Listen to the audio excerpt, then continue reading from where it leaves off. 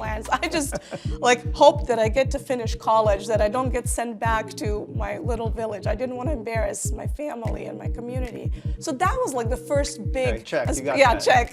Got a college degree.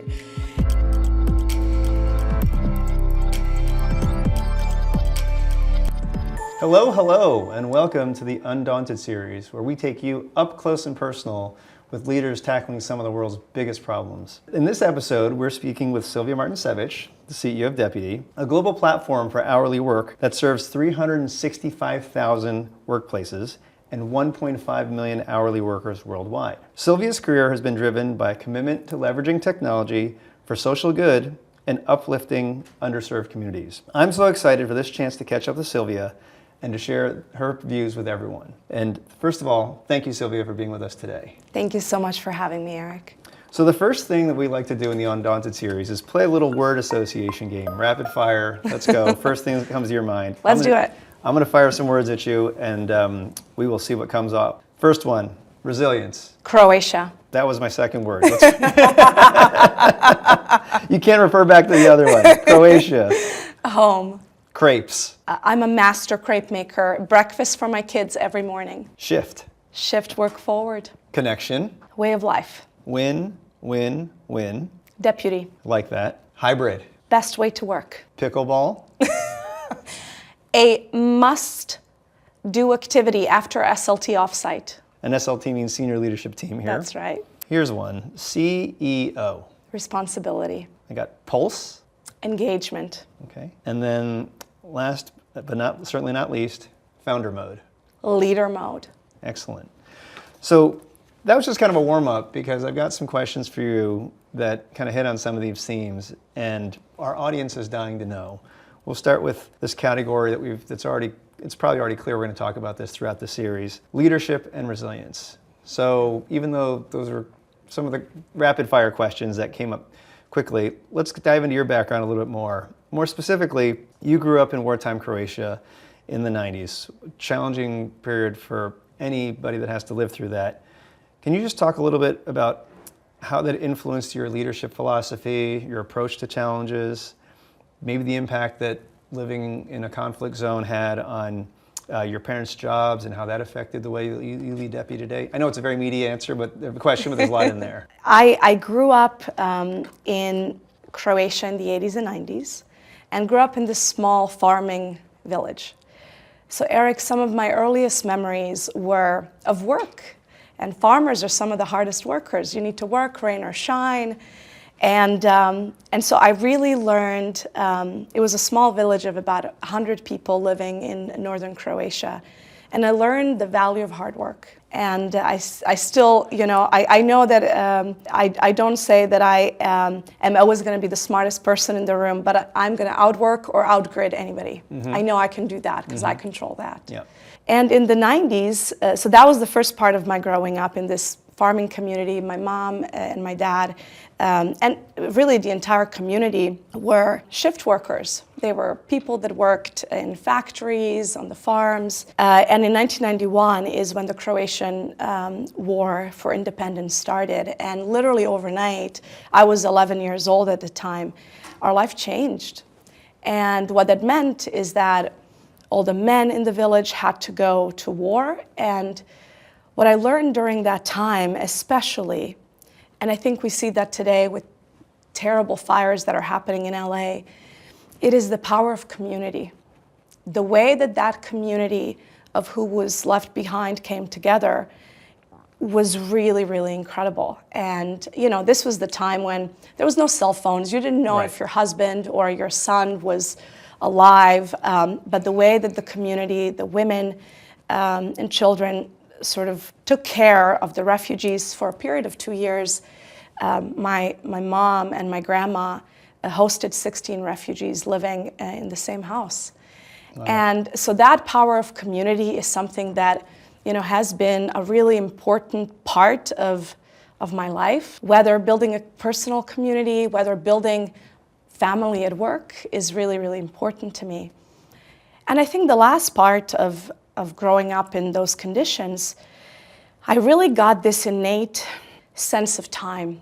how time is so incredibly precious and things can change on a dime. It is your most powerful asset that you have. And so I really always have tried to be aware of that. And those that know me really well say, oh, Silvija is in such a rush to live, to contribute, to do more.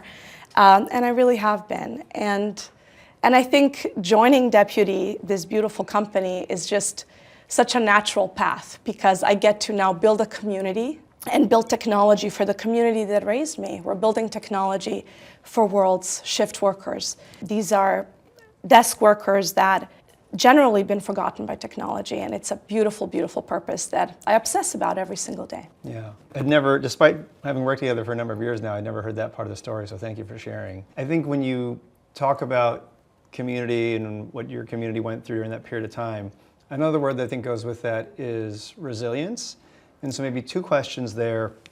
Where do you think that collective resilience came from? And then as we transition that to your professional career and fast forward a little bit, are there circumstances where you might have had some self-doubt creep in that you could reflect back on what you had been through when you were younger? Yeah, I mean, I think often about, and by the way, my journey is not unique. I came to America I was 17 years old. I didn't speak English. I was a wonderful beneficiary of organizations that came into Croatia after the war. One of these organizations was Rotary Club, and Rotary Club came and took 10 of us from Croatia to bring to America to learn English. And I think really the true resilience story is any immigrant story. And coming to a foreign country from a very small town, not speaking English, was difficult, but what really helped when I think about that, again, was the community. I had this wonderful, wonderful host family that I lived with. They're friends to this day. Mom would put Post-it notes all over the kitchen, like this is the oven, this is the refrigerator, so I could learn the words. And also, I became, I played soccer my whole life, and I was the first girl that joined the soccer team. And so I was super excited. I had these amazing soccer teammates, that helped me sort of socialize into the high school. I was a junior in high school. And the wonderful Rotary Club. I volunteered for Rotary, and I'm a supporter of Rotary Club and all the amazing stuff that they do all over the world. And so I feel that community gave me a lot of confidence and safety, so that I could go do things. And one particular thing that I remember, I have always been, given that I didn't speak English until I was 17, I have always been really conscious that I said to myself, I'm not a good communicator.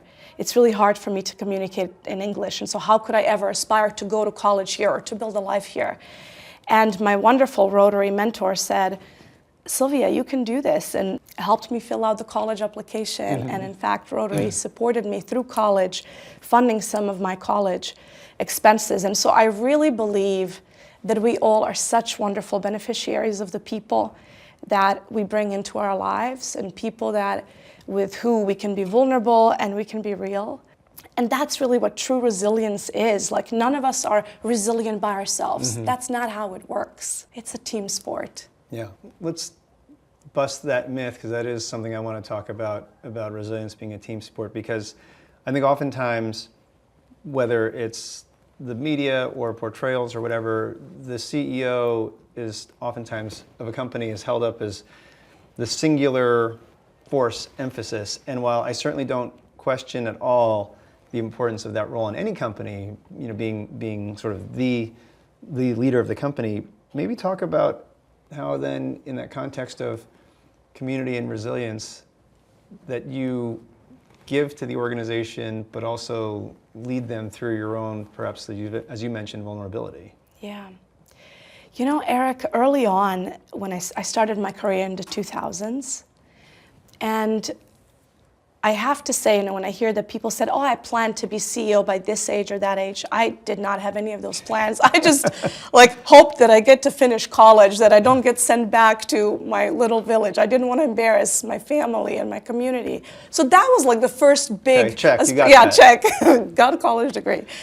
And when I saw CEOs, the way that I usually perceived people that came with that immense power, well, you had to be really confident. You had to be almost arrogant and really, a great communicator. And so I never saw myself in that light.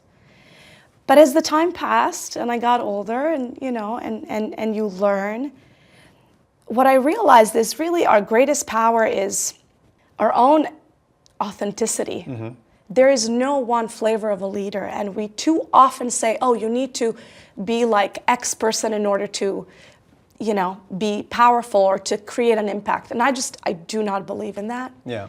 I believe that your greatest power comes from within. It's who you are as a person. And frankly, I see our younger employees especially, Gen Z now are over 35% of workforce. If you want to attract that emerging and growing workforce, you're going to be found out if you're putting some sort of a facade on. They're discerning. They want to work for leaders that are honest, that are humble, and I've learned again over time that my greatest power is being exactly who I am, and I can chart my own way to being a CEO. And yeah, that means sometimes I'm not I could probably say things in less words, but that's all right. All of those myths of you have to be X are just completely torn down. I think you need to be exactly who you are, and your team will appreciate that. Yeah. So I think really appreciate you sharing that in terms of how you interact with your team, and I'm sure we'll talk about that more as well. But for a second, let's shift to the other side, because you're leading a company, but a company, this case, Deputy, serves its customers, i.e. the businesses that pay to use Deputy software every month, but actually the other component of their constituent base are actually the employees and the shift workers that figure out when and where they're going to work as a result of the software that Deputy provides. So if you think about that connectivity, what's one learning that you had now that you've been in the job for a couple of years that maybe you didn't fully appreciate about hourly workers when you took the job? I truly believe that this is one of the most important, understanding shift work is one of the most important parts of giving human dignity to everybody. So Deputy is a workforce management platform for deskless workers, people that work on their feet, whether they're nurses, whether they're hotel cleaners, whether they're cooks. And historically, Eric, I think we read and exist in this world in which we talk about future work, and inevitably we think about office workers. And billions of dollars in wonderful companies, some of which you have invested in, have been built for office workers, and that's important and meaningful. But we have 80% of world's workforce that work on their feet. They are just as critical for society to thrive as the rest of us are. And one big, I would say, myth that I want to bust is that knowledge work can only happen behind a desk. So many shift workers do unbelievable knowledge work. Their jobs are unbelievably complicated. I will share one story. It was literally the first week that I became the CEO of Deputy, and I talked to this company that has 40,000 nurses that serve elderly people. And the CEO told me, it's a beautiful company, HC1 in UK, where you reside now. And the CEO told me, I said, what does Deputy mean for your workforce? And she said, Silvija, Deputy saved lives during COVID. And so when you think about that, you have 40,000 people that are going into somebody's home and they're taking care of the elderly. This was early on in COVID when we didn't know how does infection happen, who can translate. And Deputy was that one connective tissue between workers that were going into the homes and the management, passing on the information. We built pools of the way work got done for HC1 so that you could minimize the infection. And so, again, when you think about that nurse that's working in the elderly care centers, unbelievable knowledge work. And so what Deputy is trying to do, we're trying to innovate for this massive audience. There's 2.8 million people that work on their feet, that are deskless workers.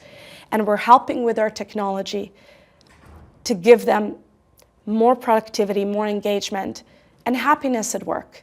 And at the end of the day, isn't that what all of us want? Right, yeah. And I love that you've helped quantify the dimensions and the magnitude of this, I'll call it a problem, that the company's going after, because companies that succeed are ultimately solving something and making a difference in people's lives. I remember when the last time we looked at the stats, it was about half the United States workforce, so call it 120 million people, are working hourly shifts. That's right. In some way, shape, or form. To your point, largely reliant on pencil and paper, which is frankly a great competitive set to go after. Indeed. Which then, of course, leads to my next question. There's sort of this concept of technology for good. Maybe give a little bit more of your perspective on how it impacts the workers. Because I think you gave an example that talks about the workers and the facility, but also the patients. But let's focus on the workers, because that's one example within nursing. But to our prior discussions, it's much beyond that. Yeah. When I first heard about Deputy, what attracted me to the company is because I knew that this could be a shining and wonderful example where you use technology for good. So how is that important? Again, I mentioned we spend more time at work than anywhere else. True. And also, as human beings, we love to be helpful. That is the one core string that connects us all. We all love to help others and create an impact.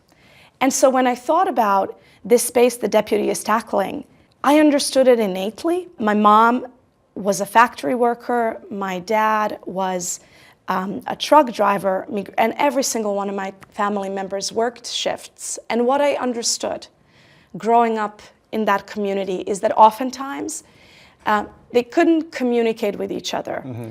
They didn't know what laws or regulations. Well, they didn't know sometimes their shifts until the morning of. Yep. And how about this, Eric? If your child or my child catches a cold, we can turn the Zoom off and we can go take care of our child. If you're a nurse or you're a hotel cleaner, you cannot leave your workplace. Yep. And so when Deputy is building technology, this is how we think. And I really believed to truly build a company that provides technology for good, that provides technology through which shift workers themselves can have dignity at work. You needed to understand and empathize with their problems. You needed to understand what challenges they have. And Deputy has been doing this now for 15 years across different industries. And we're really, really proud of solving real world problems and problems that actually impact people's satisfaction. And I know that we're going to build an enormous company with enormous economic value, but I also know that we can create great societal impact because it's going to help people feel better about themselves at work. So we've been talking a little bit about how Deputy impacts the workers, but workers work for a business. What's your opinion on whether businesses pay attention to these sorts of dynamics for their workers? Is it the tooling wasn't available to make this a more collaborative environment, or some businesses don't prioritize that and are sort of more ruthless, if you want to use a word like that? Yeah. So first, to settle us in facts, I think it's a fact that shift workers in the world are 80% of workforce, and less than 1% of tech investment has gone there. Mm-hmm. So we know this is an underserved community of workers. Yeah. But I don't subscribe to this notion. We live, unfortunately, at a time where oftentimes we see things through the lens of zero sum. Yeah. And my mindset is, I see the world in a more expansive way. I believe that there's always a possibility to create win-win outcomes. Mm-hmm. And so when Deputy is building products, and we're building products for two audiences, we're building products for businesses, small and mid-sized businesses all over the world, and we're building products that are getting used by shift workers. And so when we build any new product, we ask ourselves, how is this going to impact workers? How is this going to impact businesses? Because we want to make sure that there is a balance there so that both workers and businesses are better off through the technology that we built for them. But here's how I see the future of work in this space. It is undeniable that Gen Z generation is just changing the way that they work. And I believe that as Gen Z and millennials, they're now over 70% of world's workforce together, those two newer generations, they work differently. They want more flexibility. That, we talked about, if you're a shift worker, you can't just go and desert your workplace and take care of your child. But now through Deputy, what you can do is you can swap shifts. Yeah. Right. Instantly, without a manager, without that business owner having to make 5,000 calls and 5 emails and maybe finding somebody. Right. We see that through our technology, tardiness is now effectively eliminated. There's no more no-shows. Sure. And we also see that through better compliance, right? Businesses knowing what they need to pay workers and workers having confidence that they're getting paid appropriately, that eliminates friction. And so I truly believe in winning, in building win-win outcomes. And the last couple of things that I think are really driving this change in how technology is getting adopted, governments all over the world are paying attention to this workforce because it was this workforce that kept the world turning during COVID. Yeah, absolutely. Right? As the rest of us moved into the safety of our own homes, it was the delivery workers, the healthcare workers that took care of us. And so I think governments are looking at this area and regulating. And Eric, we all know governments are not known for simple solutions. So I think there's a lot of overcomplication. Yeah. So Deputy is building simplicity into whatever complication that compliance may take. And the last, and certainly not least, point that's driving adoption of technology is there is not enough workers. We're effectively at full employment across across whether you look at Australia or UK or US, and workers are more discerning where they want to work. Right. On average, shift worker changes their jobs every 6 to 8 months, and businesses are really, really struggling to retain workers, and technology helps with that. Yeah, that's also a great segue into maybe sort of the Silvija CEO advice portion of the series. I sort of chuckled a little bit when you talked about compliance, and then I chuckled even more when you said it globally, because you put the two together.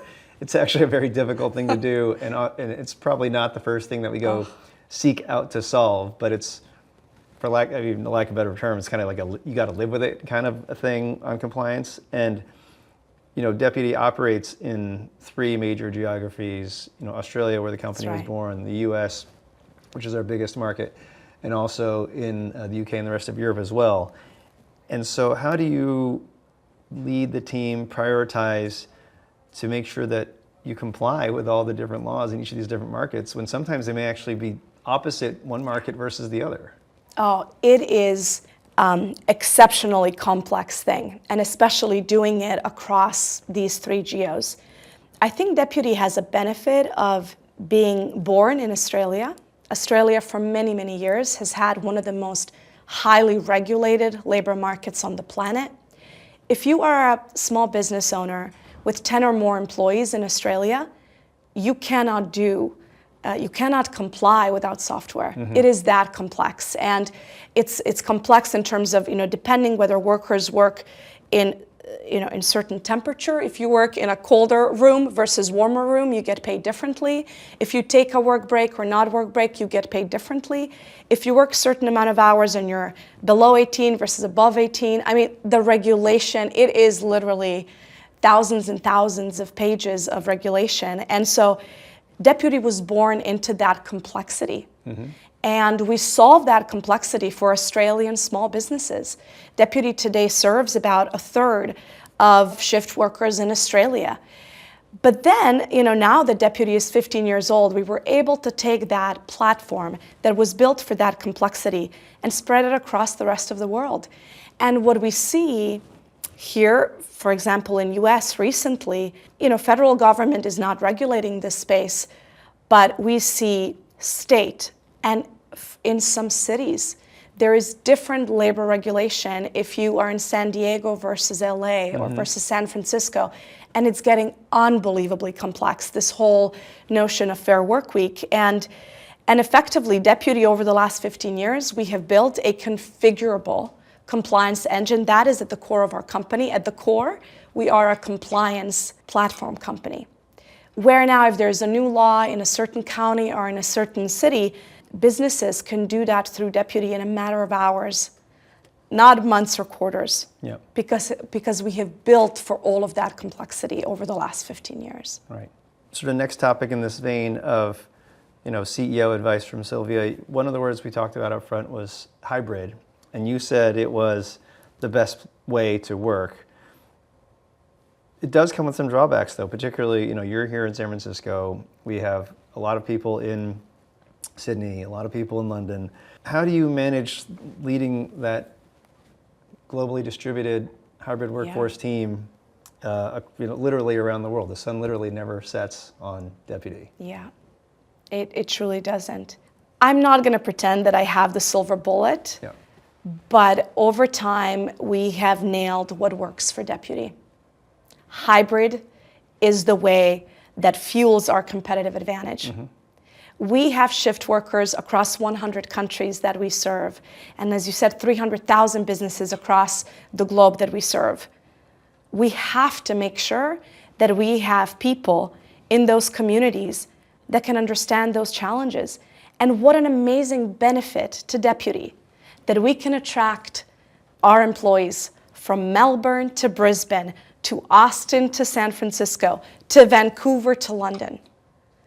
That is, the remote first environment that works for Deputy is a huge competitive advantage for us. But I'm also going to say there is no replacement for, sitting across somebody and looking them in the eye. And so I'm not saying just do remote and you have access to all these and then it's the wonderful world. No, we also know that there has to be some sort of a balance there. And you have to maintain connectivity to people. And so what we have done with Deputy that works for us, we do get together. We have 4 times a year, our executives get together. We have dedicated 1 week a quarter where, we do deep thinking, where we do deep collaboration. We have also started collaboration weeks when we are launching, either when we're doing annual planning or launching very important initiatives for the company. It's important that we're there, that we're having the tough conversations in person, that we're battling it out. And so that integration of both connectivity, but also having access to the world-class talent across the world, I think is what fuels wonderful innovation at Deputy. That works for us. Yeah. So I'm super excited now that we get to turn the table and I get to ask some questions. But we're going to start to warm you up, Eric, with some word associations. All right, my turn. London. Rainy. It is rainy. Having lived there for 2 years, yes.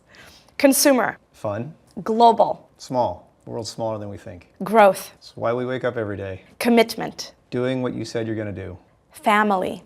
Why we do what we do. Language. Irreplaceable. Omakase. I'm hungry. Travel. Tiring but worth it. Eric, you do a few trips around the world. I know that we share that. We have that in common multiple times a year. Yeah, indeed. So Silvija, thank you for sharing so much about your personal journey, about your lessons learned on that path from a small farming village to being a CEO of a technology company with a global customer base, doing multiple hundreds of millions in revenue. It's probably not something you would have thought of or dreamed of when you were a little girl in that farming village. Through it all, I'm sure there were ups and downs, but if you had to think of one thing that kept you undaunted through it all, what would that be? To do good in the world and to help people, truly. And I love that word, undaunted. Eric, I just want to say that for those founders that may be listening, I have been so incredibly fortunate to have wonderful people surrounding me. And Eric, you have been the first call in so many situations, tricky and spicy situations. And what I always appreciated was your integrity. And I know that that's how IVP builds their businesses. And I know that I can be undaunted because I have wonderful people like yourself and our wonderful board at Deputy and our wonderfully passionate employees all over the world. We get to do this together and that's fun. Thank you, Silvija, for spending time with us today and sharing so much of your personal journey from being a little girl in a farming village to being the CEO of a technology company with global customers and global employees.